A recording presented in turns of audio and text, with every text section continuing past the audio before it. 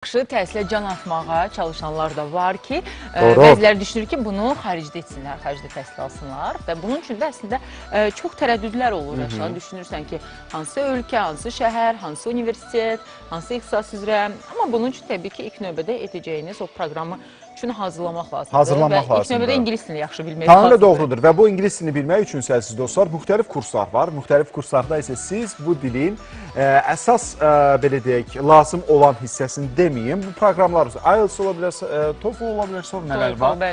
Bir neçəsi var və bu bir neçəsində hazırlıq qaydaları var. Əməkdaşımız Günel bütün bunlara bağlı bizə maraqlı məlumatlar təqdim edəcək.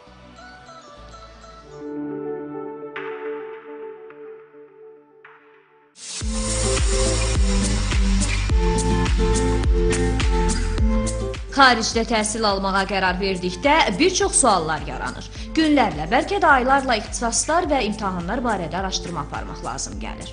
Gözəl həkim olmaq üçün mən Almaniyaya getmək istəyirəm. Xarici ölkə olaraq seçimim Polşadır. Bunun üçün yaşam standartlarının yüksək, yaşam maliyyətlərinin isə aşağı səviyyədə olması, IELTS sertifikat balının daha aşağı səviyyədə olması və ölkə daxilində sabitliyin olması bunun üçün xarici tələbələri cəlb edir. Mən coğrafiyaçı olmaq istəyirəm və təhsilimi İngiltərədə davam etdirmək istəyirəm.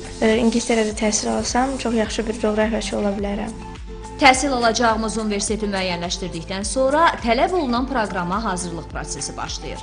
Xaricdə təhsil almaq üçün ilk növbədə ingilis dili bacarıqlarına yiyələnmək və IELTS proqramının sertifikatını almaq vacibdir. IELTS özü 9 ballıq şkala üzrə qiymətləndirilir. Məsələn, Almaniyaya minimal tələb 6.5 baldır. Digər ölkələrə, İngiltərəyə minimal tələb 7 baldan başlayır və eyni ilə Amerika universitetlərinə minimal tələb 9 üzərindən 7 baldan başlayır. Son illər ərzində əsasən tələbələr Polşa və İtaliya universitetlərinə maraq göstərirlər. Akademik səviyyədə ingilis dilinin necə qavranılmasını müəyyənləşdirən imtahanlardan biri də TOEFL-dir. Bu imtahan dünyada 80-ə yaxın ölkədə keçirilir. Türkiyə universitetlərində isə əsasən YÖS imtahanının nəticələrinə üstünlük verilir. İmtahan Türkiyə vətəndaşlığı olmayan xarici tələbələr üçün nəzərdə tutulub. Azərbaycanın bir neçə böyük şəhərlərində, Bakıda, Gəncədə, Naxçıvanda YÖS imtahanları keçirilir. Bu imtahanın vaxtları universitetlər tərəfindən təyin olunur. Əsasən başlayır aprel aylarında, aprel ayında başlayır, iyul ayına qədər davam edir. YÖS imtahanı tələbələr üçün daha rahatdır, çünki burada ancaq riyaziyyat və məntiqdir. Sertifikatlar aldıqdan sonra sənədlər hazırlanıb, müvafiq universitetlərə təqdim edilir. Tələbələrin üzərinə düşən əsas iş səylə çalışmaq və düzgün seçim etməkdir. Unutmayaq ki, çox zaman uğurlu nəticələr düzgün seçimlərdən asılı olur.